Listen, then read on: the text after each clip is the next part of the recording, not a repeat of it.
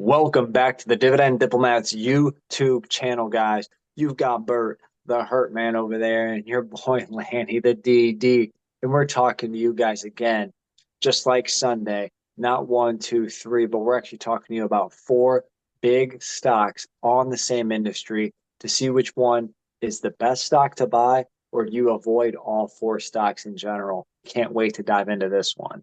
But before we do, smash that subscribe button. Give this video a thumbs up. Help your boys reach 19,000 subscribers now that we crossed the 18K mark. Community, thank you very much. We appreciate it. So, Lanny, you said we're talking about four stocks in this video, right? Is there a certain area we're talking about these four companies? Or going to be like a shotgun approach to them? Cleveland, Ohio. No, I'm kidding, guys. We love you, Cleveland. No, we're actually talking about the healthcare, pharmaceutical, big pharma. Pharma stocks have been taking a butt whooping lately. Things have not been not been great this year in 2023. Definitely lagging the overall stock market, as the S&P 500 still is in the green for the year. Most of pharmaceutical stocks are definitely in the red, some more than others, and we're going to talk about pretty much four of the big names in the arena. Four of the names that you guys probably own one, two, three, or maybe all four stocks, just because, hey, spread the love around with the pills. How do we do this, four Lanny? stocks. Yeah, how do we look at these four companies? We run them through our stock screener, which has three metrics and a bonus metric. One, PE ratio less than the S&P 500. Two, payout ratio less than 60%. Three, history of increasing those dividends. And number four, that bonus metric, that oh so sweet dividend yield. That's what it's all about. We're going to talk about maple syrup. Yeah, just pour it right on the pancake there. Just drown it. Just drown that. But yeah, like you said, bro, we got four big stocks. We're gonna jump right in, guys, just not to keep you guys here for like we did on the last one for over 20 minutes. So I appreciate you guys for sticking through that one. This one will be a more of a blitz style approach because hey, we want to get to the nuts and bolts, we'll say, of the details here on each of the stocks. Pfizer, guys, ticker symbol is PFE. The first big pharma here on the list, down 40% this year, Bert. It is not looking good for Pfizer, down 35% since the end of October last year. And again, we're filming this here actually on the night of October 29th. So stock prices are of the 27th. Wow, trading at $30.11 for Pfizer, Bert. Can they break? Will they break below 30? By the time of this video, maybe they already have. I'm going to say they will because that just seems to be the way the sector is going and the market's going right now. So let's jump into that first metric here. They're 3011. Their earnings per share is 301. I don't have to 10. I don't know. I didn't know what more to say. Just 10. It's easy, Land. It's easy. So you got did I get it right? Did I get the accent and the hand motions right? It's easy. Hey, let me talk to you over here. But if we get into the dividend payout ratio, which is where the big area of concern is, based on 301 and $1.64 payout ratio, it's at 54%. So in that sweet spot, still at 40 to 60, but obviously coming up a little bit higher. Don't expect them to finish off. Again, we're actually going to use estimates of 2024 for all their earnings, so just an FYI. But yeah, 54% payout ratio, Bert. Yeah, 5-year dividend growth rate is 4.01%. They've increased that dividend for 12 plus years. Solid history. It'll be interesting to see where the dividend growth goes in 2024. I'm not expecting much. 1 cent, 1 cent, please. That's the Pfizer way. So how is this translated to the yield here, Lanny? What are we looking at? This is the highest yield on the list here today, guys. Similar to Hero Price that we featured on Sunday, which is now over 5.5%. Pfizer's yielding 5.5%, which is, call it 1.3% higher than their 5-year average of 4.16%. So you're definitely getting a premium on the yield, definitely higher than their risk-free rate out there. Yeah, no kidding. For all the people that love to remind us that, like, why would you invest in dividend stocks with the risk-free rate? That's a different video, but it's worth noting because it's actually happening. All right, so Pfizer's down 41% year to date. Well, their 1 year is 35%. So, Lanny, do you mind if I just summarize the metrics here before we go to number two? Hit them. All right. 10 PE, 54% payout ratio, 4.5% 5-year growth rate. They've increased that dividend for 12 years with a nearly 5% dividend yield. Who's number two on this freaking list? Number two, guys? By the way, I do own over 200 shares of Pfizer, and currently I'm Drop that dripping name. that dividend. Yeah, Just drop well, it. Bristol Myers Squibb, ticker symbol is BMY. And this one's a shocker because they're actually down the second most this year, Yeah. down 30% this year, down 34% from this time period last year to this year. So another beat up pharma here. $51.02 is their share price, Bert. Yeah, I mean, let's just jump right in here. Their forward earnings are $7.78. Man, that's a low PE ratio of 6.5. That is insanely low. Insane. Crazy. Yeah. So what's their payout ratio looking like? Their annual dividends $2.28. Payout ratio 29%. So significantly lower than Pfizer. Interesting. Yeah, much safer than Pfizer right now. Dividend growth has been much better as well with BMY. 13 years at 7.38%. So you're getting a few percents on top of Pfizer there.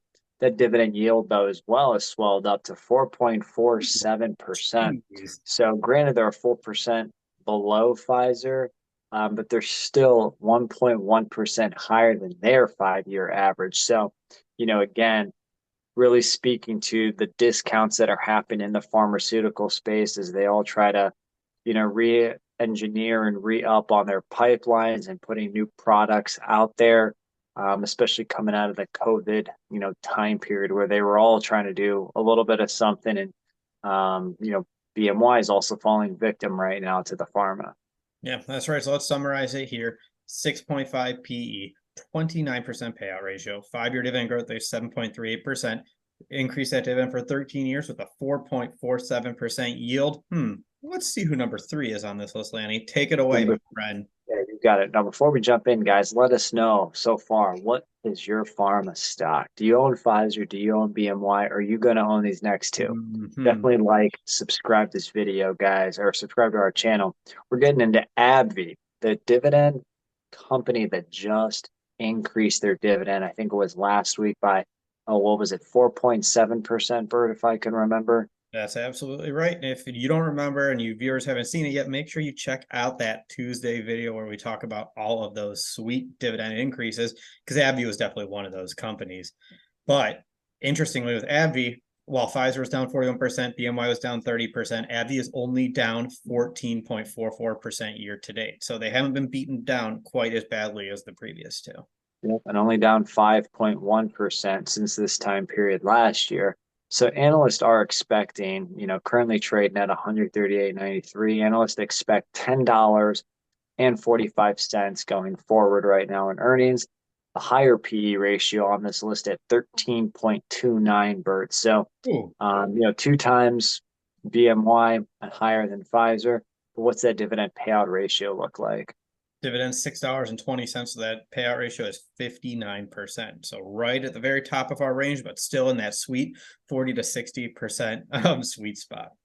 They do make it 9+ years of growing dividends. We'll call it 10 with that last one. 10.62% here on the 5-year average dividend growth rate. So definitely higher than BMY. So it's incrementally getting better. And here's the interesting part, Bert. We had Pfizer's yield, and we took a little step down for BMY's yield. What is Abbvie's current dividend yield now after that increase? 4.46%. So it is 1 basis point less than Bristol Myers there. Hey, is that basis point makes all the difference, Bert? Now, how's that look? How's that look to that 5-year dividend yield average, though? They're actually below their 5-year dividend growth rate of yield. I mean, of 4.81%. So it's an interesting turn of events there for Abbvie, especially when you see the other two are heavy in the other direction. Yeah, very interesting. I think it's valid to point out, guys. So 13 PE, 59% payout ratio, 9 years to 10 years of growing dividends at an average rate of 10.6%, 4.46% dividend yield. Bert, we had one more stock. We don't stop at 3. We're the 4 horsemen on this channel with the diplomats. So what's that last pharma stock? Merck, ticker symbol MRK. It's close. It's close. The ticker almost matches the company name. It's as close as you're going to get right now in this. Merck, they're performing the best out of the 4 horsemen here, Lanny. That's absolutely right. Pfizer, again, was down 41%. BMY was down 29%. Abbvie For a second, we thought they performed this. They were only down 14%. Merck is down only 7.5% year to date, and they're actually up over the last 52 weeks. They are up 1.60%. How about them apples, Lanny? How about them apples? Hopefully they're cosmic crisp because they snap just right, guys. So Merck I would have gone performing with better than all of them. I was going to go with the Honey Crisp. Yeah, Honey Crisp are great. Honey Crisp are yeah, great. Hey, from yeah. affordability standpoint, cosmic though. Just That don't overlook the cosmic apples. okay. You're right. Uh, I'll give you that. All right. So let's go through the metrics here, Lanny. You were about to talk about the PE ratio. Trading at $102.82. The forward EPS is $7.91. So fairly similar to Abbvie at a flat 13 PE ratio right now. Payout ratio, their annual dividends $2.92. Their payout ratio is 37%. So significantly lower than Abbvie. Lower, kind of, the second best on the list as it relates to Bristol Myers.